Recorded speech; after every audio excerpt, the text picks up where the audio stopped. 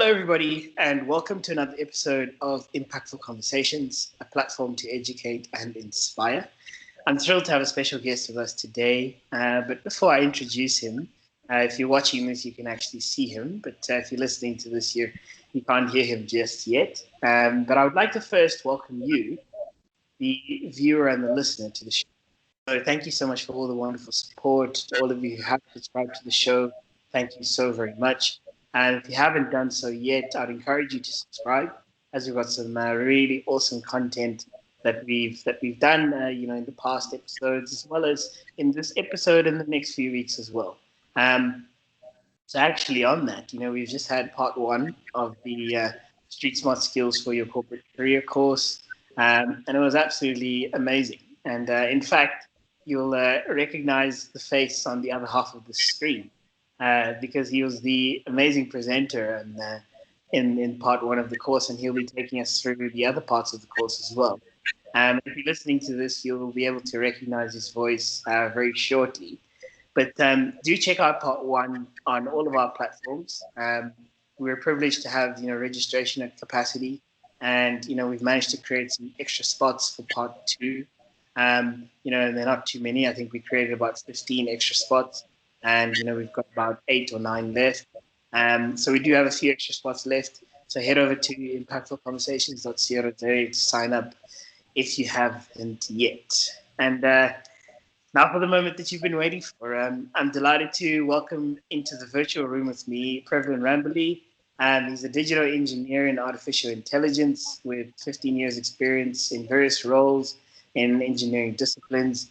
He holds a bachelor's of engineering and electronic engineering, as well as a master's in engineering and chemical engineering as well. He's also the author of the book, Street Smart Skills for Your Corporate Career, which is a short book packed with practical and very useful and impactful tips on how one can navigate through the career, no matter the field or industry. Prevlen, thank you so much for joining today. I know we're a lot less nervous than we were last week. When you and I were recording live. This is at least a recording. But yeah, how are you doing this morning? Yeah, I'm good. And thanks, Tapo, for inviting me onto this platform. I think it was great. Had a lot of fun last week with Newcastle, and hello to all your listeners. Thanks, Prevlen, and welcome into the virtual room with us. And it's an absolute privilege and honor to have you here. Typically, how we start with any episode is, we really want to dig into Prevlen the person. So just from the onset, give me an insight, into where you're from, where were you born, and what are you passionate about? Yeah. So a disclaimer upfront. I think I'm going to use you for my next interview. I think you've done a very good job introducing me. So thanks very much. So where did it begin for Prevlen Rambalee? So I'll just take you a short little history. So I'm a fourth generation Indian, South African. The Indians that have come down to South Africa, and they in the 1860s, and they worked in the sugarcane fields. So that's part of my family line. I was born and I grew up in a town called Phoenix in Durban, which is close to where the sugarcane fields used to be. And I spent most of, if not all my growing up there. And I spent some time doing my studies up here in Pretoria and working in the different industries in Johannesburg. So that's me in a nutshell. What do I find passionate? So that's an interesting one. So passion for me is what wakes you up in the morning, what gets you up, what makes you think today is the day. And for me, passion is about how can you help people, and how can you help people so that it makes you happy. So that's one of the key things that wakes me up in the morning. That's my passion in life, because I've been helped by a lot of people growing up through my career, and I absolutely love doing the same for others. I think that's extremely profound, and thank you so much for sharing that. And I guess to use a phrase, that you used in the beginning about, where did it begin for Prevlen, right? Um, I want us to talk a little bit about, your studies, before the inception of your career. Talk to me about the reason why you chose to study engineering. Where did that come from? So engineering, there's a couple of parts why I chose engineering. When you're young, it's really difficult to know what you want to do in life, where do you want to go. So you go to your basics. Okay, I like building stuff, and you think, okay, I'm studying good in maths and physics, and you choose a path. And with career advice, and you go to career expos, and something inside you says, this is something that I'd like to do later on in life. I'd like to be building stuff. I'd like to be creating things for the world. And that's one of the key things that attracted me to engineering. The second was a more financial aspect. I grew up in Phoenix. Mom was a general worker. Dad actually used to cut hair in the backyard.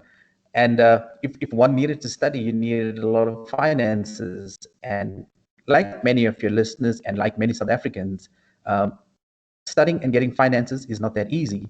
So one of the other key motivators was the bursaries that I got to actually study engineering. So those are the two things that gelled together, and I found myself loving engineering, and that's how I got into it. Yeah, absolutely. Love that. Love that. So much for sharing that, Prevlen. I think it's really, really profound. I think for, a lot of people who, are really sort of keen to understand, what to study, what to get into, and what to look into when it comes from a studies perspective. But I actually want to rewind slightly even more, right? I know you used to sell socks, t-shirts, peanuts at a young age, right? So tell me about the birth of your business sense, right? So what was the reason for this? Where did that sort of start? And how do you think that sort of shaped who you are today? Okay, great, thanks. I think you're taking me down memory lane, which is great. Uh, So let's see, what did I do from an entrepreneurial space? So it was, so I sold socks, going house to house, selling a pair of white socks. I used to sell peanuts separately. There's a point where we used to go with T-shirts, and I'm going to disclose in the call. So they were not original brand T-shirts. Um, I was working for someone, and we used to go house to house in the different communities in KZN, selling these T-shirts.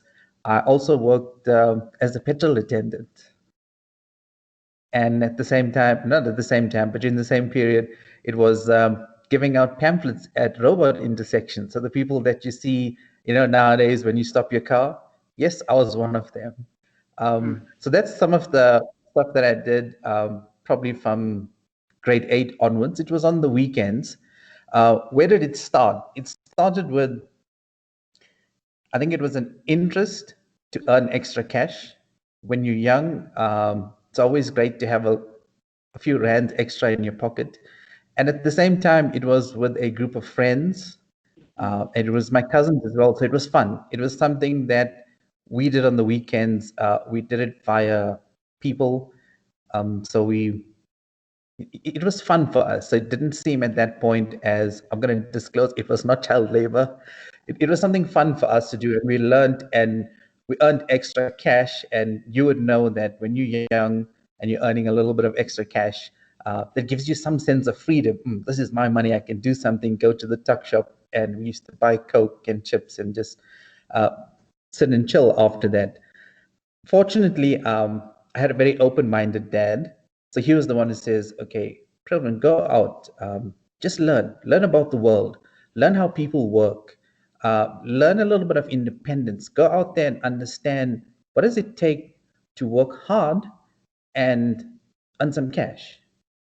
So that was one of the key things. I think my dad was pretty good at that. So I did that on weekends, which would probably be on like a Saturday morning from 8 to 12 p.m. So it was quite fun, but it was entrepreneurial. It gives you an idea of how do you earn money, what does it take to actually take a product and sell it to someone, to go to someone's house um, and sell a product. And it also includes hard work because you're carrying the merchandise, or you're carrying a bag of socks, or you're carrying a bag of t-shirts, and you're literally going on door to door knocking, say, hello ma'am, hello sir, would you like to buy a t-shirt? So there's some hard work involved, walking, and then you got to apply yourself, speaking to people and trying to get. So that was very exciting, and learned a lot from that. Mm, that's extremely insightful, and so building on from that, right? Tell me why a so yeah. So let's talk about the traits that you acquired, in that space. Um, what other traits do you think have helped you, get to where you are today? Sort of throughout your studies, throughout your sort of early journey as it were through life. What else are sort of 2 or 3 traits that you would say helped you get to where you are today? Okay, great. Thanks for that question. I think it's a good one. So the traits, apart from, okay, you need to have some level of hard work, you need to put in an effort. The key insights that I reflect on my career now, and I'll start with saying, is progress is made by people and not machines. And that even in your career right now, you're dealing with people in your workplace, and that's how productivity, teamwork, etc. happens. So if I go back when I used to sell t-shirts or sell socks or be as a petrol attendant, the insights that I got is, you go to someone, you knock on their door, and then you start to learn how people react. You get to learn, okay, I'm speaking to someone, are they in a good mood, are they in a bad mood, are they close to buying what I'm selling them, what do I need to do extra apart from what I know with my basic skills, to say, okay, I need to convince this person to say, you, sir or ma'am, would you buy a t-shirt for your child? And like I said, I had some maths and science skills, which is great, but in a real world environment, I couldn't really tell them, this is 30 Rand and minus 2 Rand and it's cheaper, etc. The math and physics didn't work. It was that interpersonal skills. How do you persuade someone? How can you convince someone? And I think that's a critical part now in my career when I look back, is you have some good qualifications like a master's and you've done engineering, and that's great, that gets you in the door. But how do you become successful? It's about dealing with the people. It's about understanding, someone likes your idea or someone's on the fence, and how do you use those skills to actually pull people over to buy in your idea. So that's one of the key things I look back in, and it's customer service. So in your role, you will be dealing with colleagues, you'll be dealing with clients, customers. They will be dealing with you. So if I had to look back, when I used to give pamphlets and robots, and people normally do this, window goes up or they slide it up, and you learn things like, okay, you need to smile, you need to Yeah. be, give people stuff and say, here's something, sir, maybe it might help you later on. And you learn those few skills, and you also learn that yes, people will reject you, but it's okay. The next car will come along and they probably would take it. Maybe 10 cars won't take it, but they will be one. So you gotta, it's that element of persevering. I think that's been fantastic for my career. Mm, mm. I think that's extremely powerful, right? I think that is because what you're talking to is those sort of practical skills that you've learned, that actually have redefined how you look at life in general, and served you well throughout all of the different steps. If I look at you've done a master's in business administration, um, and this is quite an interesting sort of degree because it is quite I'd say you know over the past 10 years a very well recommended degree since its inception. But I'm really curious about the reason why you chose to do that. And I think for our listeners and viewers who are considering to do such a degree, what would you say to them? Based on sort of your experience of it and what you gained from it. Okay, great. Thanks for the question. So I'll actually answer this in a couple of parts, right? Firstly, my reason for doing an MBA is I'm a student of life. I'm always learning, and I feel it's important that you always build your skills.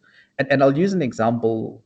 I mean, if you're a builder and if you only have a hammer, how are you going to build the Taj Mahal? It becomes exceptionally difficult. But if you start having different skills in your toolbox, you become much more capable. You might not use them immediately, but you get to use them.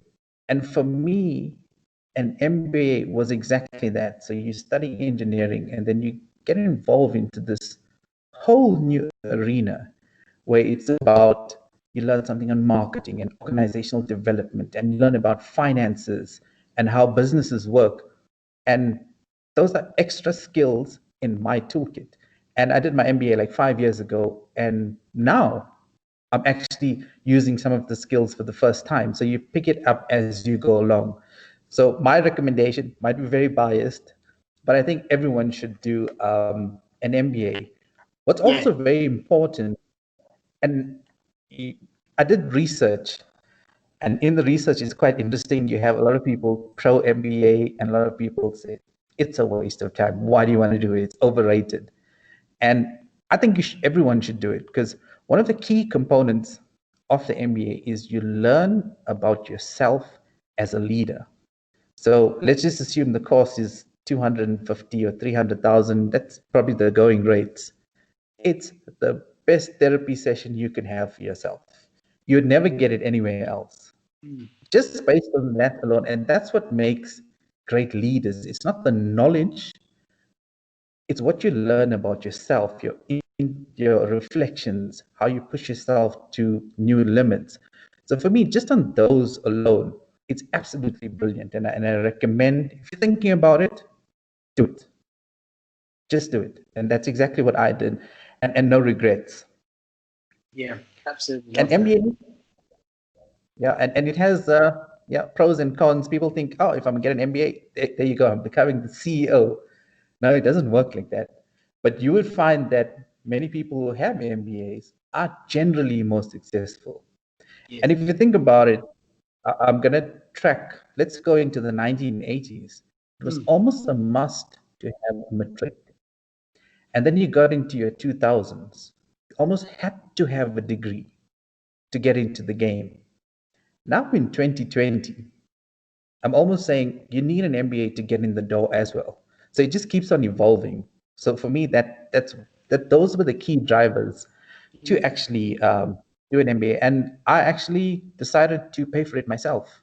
So I Mm. forgo my expenses, gave away bonuses, and said, okay, great, I'm saving all this money. If you're Still. passionate about something, do it.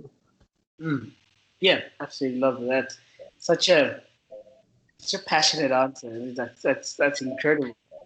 So we're gonna turn the temperature down a little bit, right? I know it's a hot day in the sort of high felt, as it were, um, but we're gonna turn the temperature down in this episode a little bit.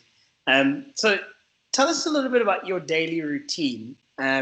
What's a typical day in your life? Let's say during the week, and just say versus during the weekend.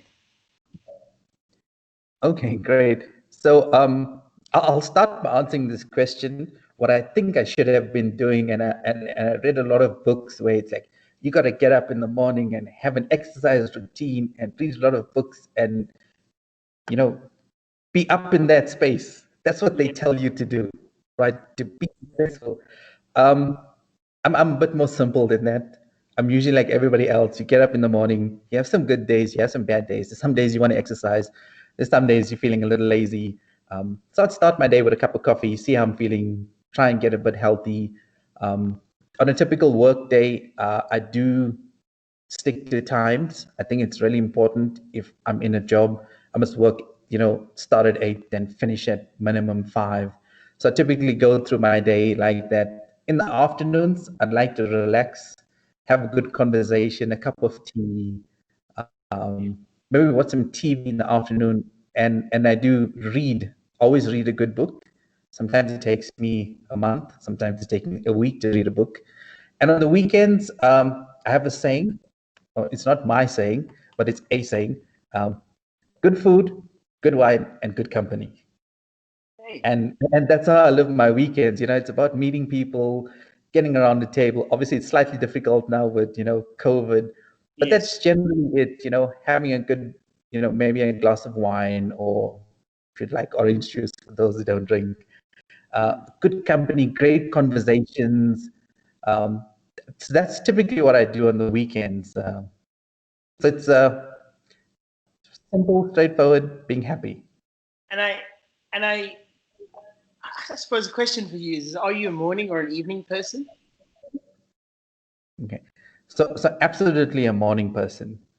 So when I speak to my wife, she's like, I just don't understand.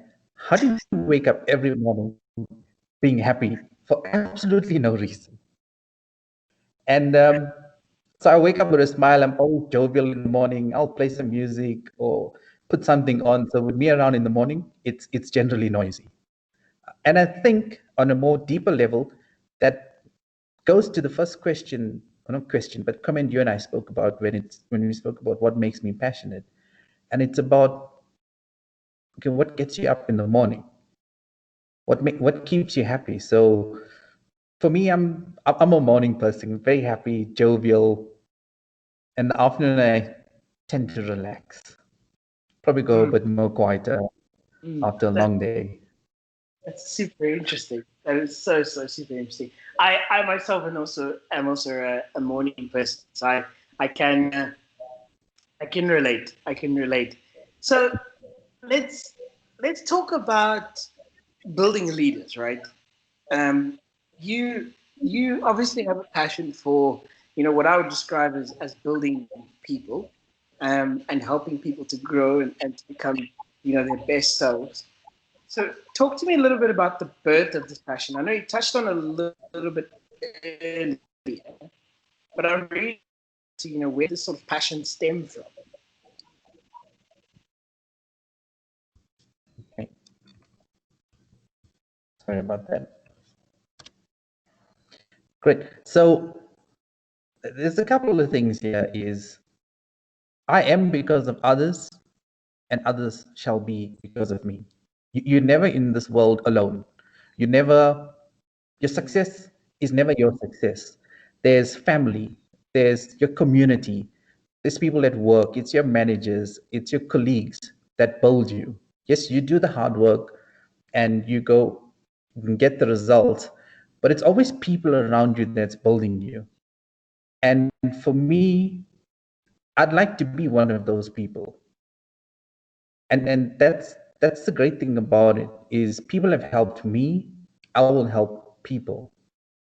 So that's where it comes from, and it's almost slightly selfish in the sense that when I help people, the biggest pay is the happiness I feel, and not so much when people tell you thank you for helping me or thank you for this or you get any other recognition. It's about great. I've helped someone and that makes me feel great. So that slightly, I'm going to say the selfish component. I do it because it makes me happy, mm. and that's it's actually simply where it stems from. And we are humanity. I am because of you, and you are because of me. Yeah, absolutely love that. Absolutely love that. And so, how important has mentorship been in your journey? Um, and sort of as a follow-on to that, how do you suggest that somebody who maybe doesn't have a mentor goes about getting one? So having mentors is for your career. For me, it's a must, and there's a couple reasons for this. Is someone who is your mentor, and I'll get as to how you can choose a mentor, will give you a window in potentially what you could be in 30 years' time, which is the experience that they've had. And they can teach you some of the lessons or shortcuts and give you guidance. So having a mentor is really great. For one, they give you guidance. Um, and two, it's always great to have someone who's a sounding board. So when you speak to a mentor, you tell them about what you'd like to have in your career, how do you go about doing the different aspects and growing your career. And the mentor usually will be a sounding board to you and say, okay, yes, Prev, that's a good idea. Maybe you should consider getting some experience in this specific role for the next 2 or 3 years. And they help you stitch your career together. So for Yeah. me, having a mentor is almost necessary. So how do you choose a mentor? That's an interesting one. So you will have an image of your career, of where you'd like to be.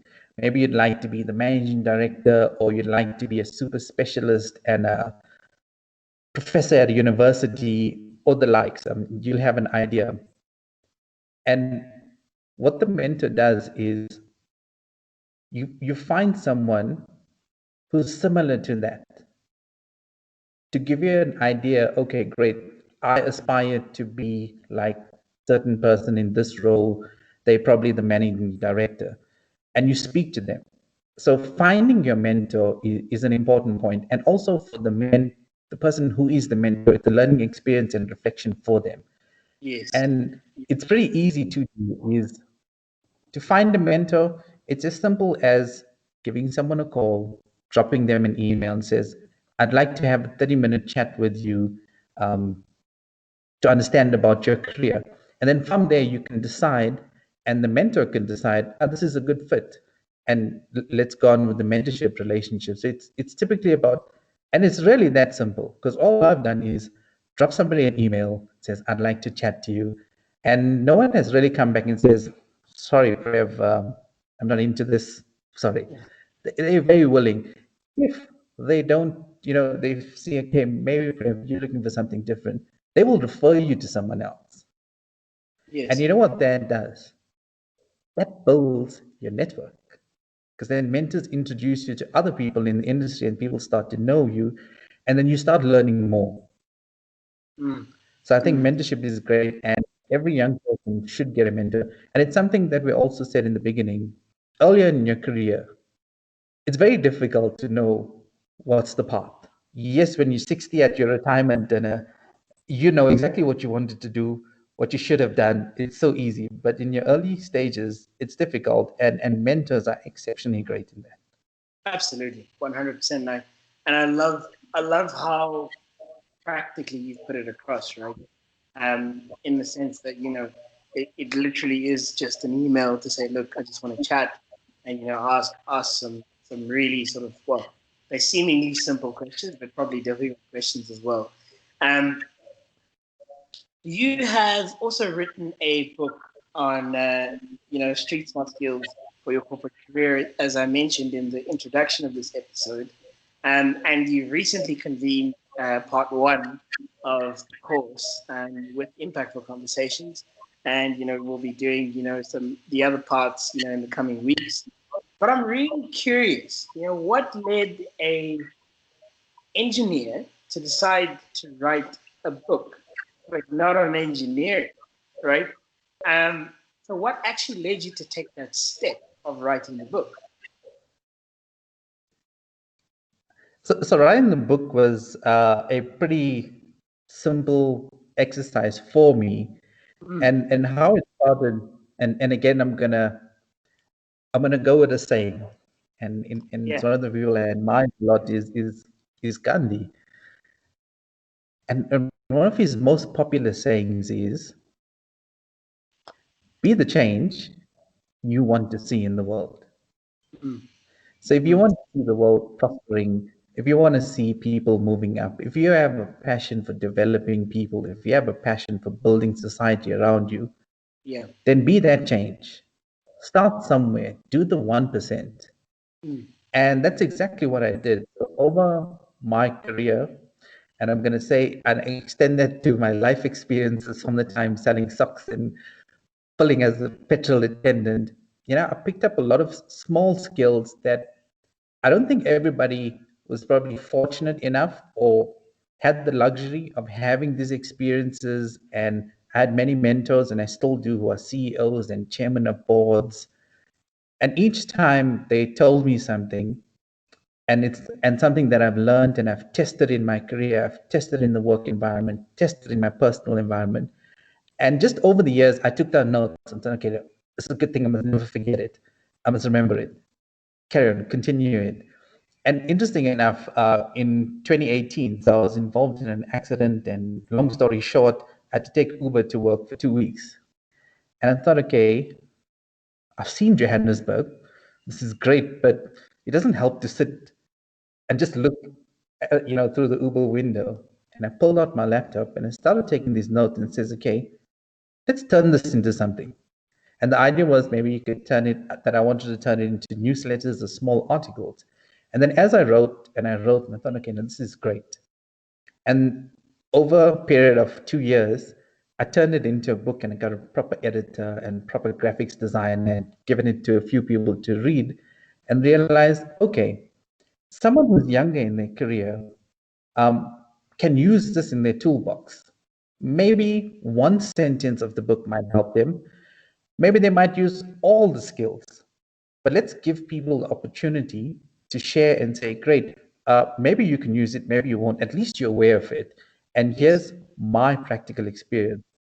Another component about writing the book is you have a lot of coaches out there and feel good people, and they're great and they're needed. But how many of them have actually been in a work environment, been at the coal face, been at the front, in the hard yards, in the thick of things, and tested this practically?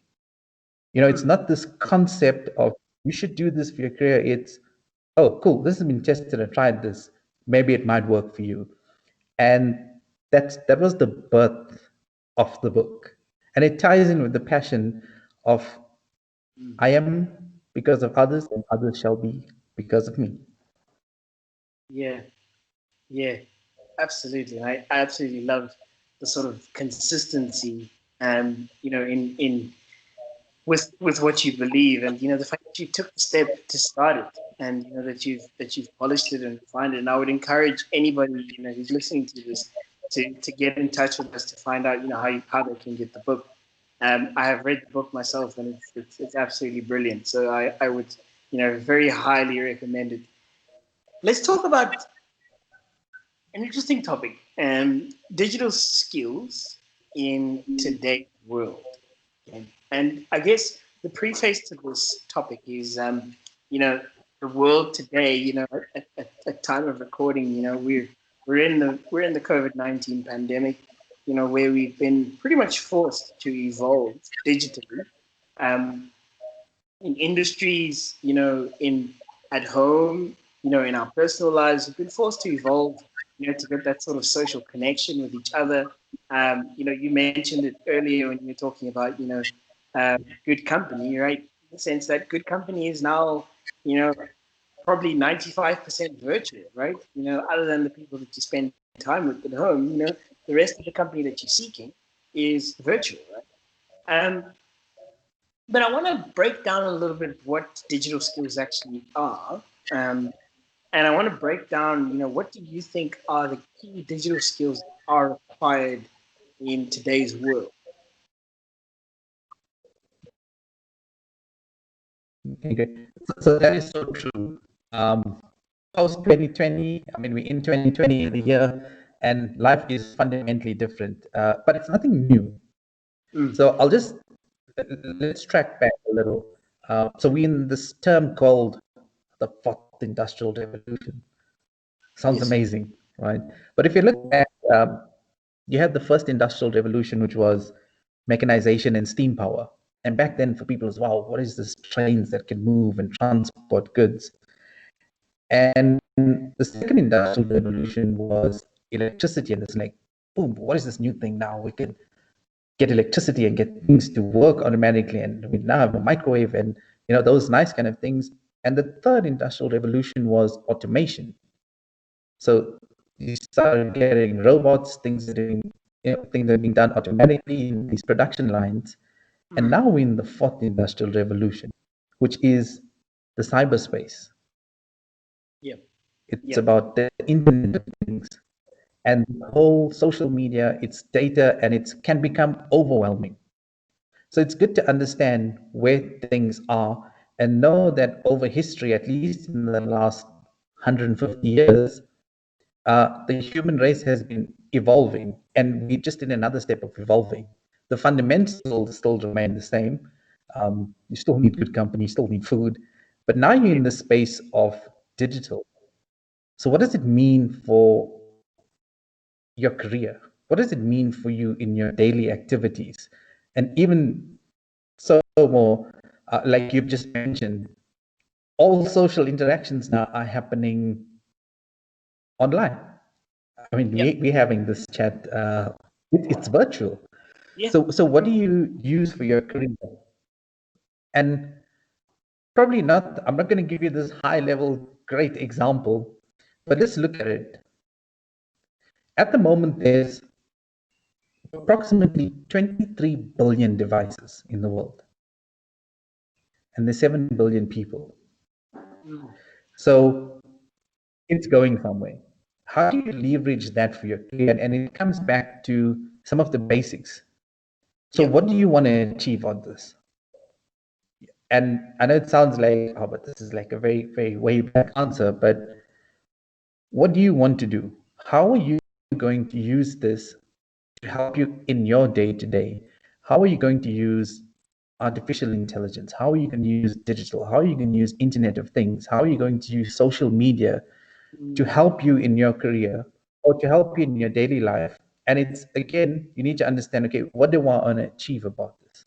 So the Yes. first question I'll probably ask is, what's your digital footprint? Is it limited just to your social media accounts? Yeah. Or do you have a digital footprint in your professional life? Something simple like is, do you have a website? Do you have a professional profile? And Yeah. how are you building on that? And what do you want to achieve on that? So do you Mm. want to achieve people knowing that you are a specialist in this field? Do you want to communicate? Do you want to add content? So Yes. how do you use that for your career? Mm. Mm. Right? Mm. That's And what does this mean? Like, mm. yeah, sorry, continue. No, no. I was going to say that those are some really, thought provoking questions. I think, right? Because it's like these are not things that you would necessarily sort of ask yourself, when you think about the fourth industrial revolution. But these are key critical questions, right? It's key critical questions. And interesting, I was and at an at a holiday at an international place, and I was speaking to this German guy who's big into IoT, and obviously with my background, we got into this like 3 hour conversation. Mm. And the one thing that he actually told me that stood out, he says, the world doesn't have a market for Internet of Things and where digital is going. People understand it needs to happen, but they don't understand exactly what are the nuts and bolts of how does this fit in. So bring it back to us. What does it mean for Prevlen? What does it mean for Tafa in your daily activities? How are you best using the tools? So do you have a website? What's your professional profile looking like? Mm. How are you communicating with your colleagues? You're going to be now speaking on virtual calls like this, which is Yeah. very different from speaking to someone face to face. So how Yes. are you using that to be more competitive? How are you using this to be more productive? Are you reaching out to people, or are you waiting for people to reach out to you? What technology platforms are you using? Love I'm that. just giving you a few little examples of what is this, because it's this big world, and it's a big world, and there's a lot on there. Do you want to become a specialist in AI and Python programming and modeling of data for customers? Or do you want to be driving some automation? If you're an accountant or an HR, God, what does this mean for me? Yes. Engineer, yeah, it's very easy. But what does it mean for someone who's an accountant? How do they leverage technologies? So I think the Mm. key question is, okay, what do you want to leverage and what do you want to get out of this? How do you make yourself more productive, more efficient, and how do you have the competitive edge? Mm. So those And are some of the key. and and what would you say? So I mean, this is a question from one of our listeners on the show. What advice would you give to someone who wants to say make that switch to a career which is more focused on digital Internet of Things, artificial intelligence, fourth industrial revolution, as it were? What would you say to somebody who wants to sort of make that switch? What would you tell them to, or for them to, in order to prepare themselves to make a switch in that direction? So I think the first thing is, and I'll start with a saying: if you don't have a direction, any direction will do, and that's probably not what you want. You kind of want your career like maybe you use Google or Waze, but you want to have a destination, type it in, and then map out what's the best route. So if you're Yes. in a career, say for example, you are in HR and you want to be going to artificial intelligence, the first thing is what gives you the ticket to the door? So what credibility do you have, even if it's a 3-month course, have you done something? Have you just started? You need to do that. And the key thing is you just need to start with something. So asking that question, your mind already primed to, I want to move in this direction. Will it take 6 months? Will it take 6 years? It doesn't really matter as long as you've started. So the key things you'd look at is your local universities. What are they offering for you to now say, I have a qualification so you can get in the door? Because if you look at it, someone's gonna try and employ you and says, okay, great, you're a really nice person. You're really hardworking. Okay, but how do you add value to the now? And you almost need to have some skills backing you up. So the first thing I would do is get something, even if it's a 3-month course. You get these courses on LinkedIn and you get these courses for Harvard. There's a lot of social media platforms that are showing, okay, build your skills on AI, learn the basics. That's a start. Get a qualification. And then let's go with the example. If you're in HR and you want to get into AI and deep learning, Yeah. who are you speaking to in the industry? And those are the people that are going to say, look, Prev, if you want to go into artificial intelligence, this is what the world looks like. There's probably like 100 different streams where you can get involved in. What do you like? I suggest maybe you should go and learn this or get a qualification here. And then it's a process. And before you know it, when you look back in 3 years or 5 years, like, wow, this is exactly where I wanted to be. It's that have a direction, get mentors, research what's available, and there's tons and tons. Go onto websites, look at McKinsey. They're always posting about what's the latest trends. Just type Yes. in, go there, Google McKinsey digital, and you'll see all the articles coming up. PricewaterhouseCoopers, they do a lot of stuff. Just Google, and then you'll see the articles, and you start getting a feel of, oh, this is great. You'll get an industry, and then it might pop up. Hey, I know someone in the manufacturing industry is doing this. Maybe I should chat with them. So those are some of the basics I would, practically get going. And it's kind of what I did because I started off as an electronic engineer, and now it's chemical stuff, and it's a totally different industry, and it happens. So that's Yeah. great. I mean, starting, I would give those few tips to get going.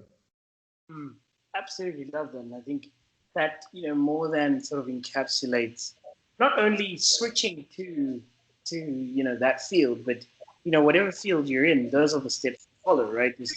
Towards to get some level of credibility and success in any field or industry that you're in. And Prevlen, as we come to a close, I think you've touched on this a little bit, but I want to get a sense of, what role do you think, digital skills have to play, in South Africa's future and in Africa's future as well? I think it's a must. Uh, in your career or even in your personal life, whatever you're doing is digital. So let's look at like Kenya. Kenya is one of the most innovative countries.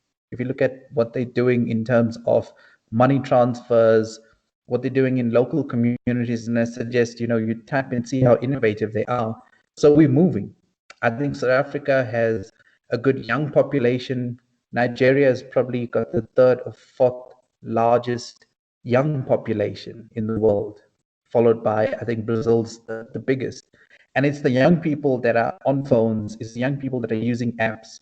So for South Africa's future, it's the best way to leapfrog. Yes, there's a lot of challenges. Africa as a whole has a lot of challenges. There's a lot of hungry people. If someone's hungry, they want food. They're not too concerned about whether I'm digital or not. But we've got a huge young population that, and in my travels, the different countries and the different working experiences, they're hungry for success. They're hungry to make a difference. And I think it's there, it's poised. What we do need is more industries, more mentors to pull people up and say, okay, great, let's move forward. Let's get the digital going. It cannot be a case in 20 years and South Africa is a laggard. And you have your countries like your US and your China that are just moving exceptionally fast, and we're still in the back. So it's almost like it's the quickest way. You've got a young population, you got a population that's hungry, you got a population that actually wants to go digital. It is a recipe for success. So I would recommend for, and even in the listeners, is push forward, try and get some digital skill. You're going to need it. And it's, if everyone does a 0.1%, then the whole country moves forward. The whole continent starts to move forward. And we start punching in the weight with others. And probably something I should just add is, it's probably a little of a personal story, but when I went to do some work in France and Spain, and I was thinking, I'm South African and, it's a third world country. When I got there, I'm like, you could punch the weight with the guys in terms of their capabilities. So we're good. We just don't see that we're good. As a country, as a continent, we can punch up there. We can even punch higher. I mean, the guys who are listening to stuff that we're saying, and I don't have a super high IQ. I'm just like you and I, like everyday person. Yeah. So just to show you from those insights, definitely scope, get the skills. We can leapfrog. It's there for the taking. It's absolutely there for the taking. That is so profound and really sort of inspirational. I love the practicality of that, but I also love the sort of, that's based on the principle that you spoke about, right? That, I am because of you and you are because of me, right? And, if we each do a 0.1% better, we will take this continent, this country forward. And I think that's really inspirational. And, Prevlen, I just want to thank you so much for, coming onto the show. I'm sure it's been a lovely sort of reflective episode for you. For us as the listeners, it's been thoroughly inspirational, thoroughly insightful, thought-provoking as well. Um, to the listeners, if you've made it this far into the episode, I would suggest, and I would hope that you've, scribbled down some notes. If it's, writing it down in a book, if that's your thing, or, quickly writing it down in your notes app on your phone. But I really hope that you've taken down some of the nuggets that Prevlen has shared with us. So Prevlen, I just want to thank you so much for coming onto the show. And I hope that you've enjoyed it. Absolutely. And thank you very much. And thank you to your listeners for taking the time and listening to us. I'm very excited about the next two sessions that we're going to have on the Street Smart Skills. I think we're going to touch on actually how do you find your X factor and how do you stitch that up with digitally and picking up the country and the continent as a whole. So that's coming in. So I'm very excited about those two sessions. But again, thank you for the platform, and I think you're doing some amazing stuff, and to your listeners as well. Thank you very much.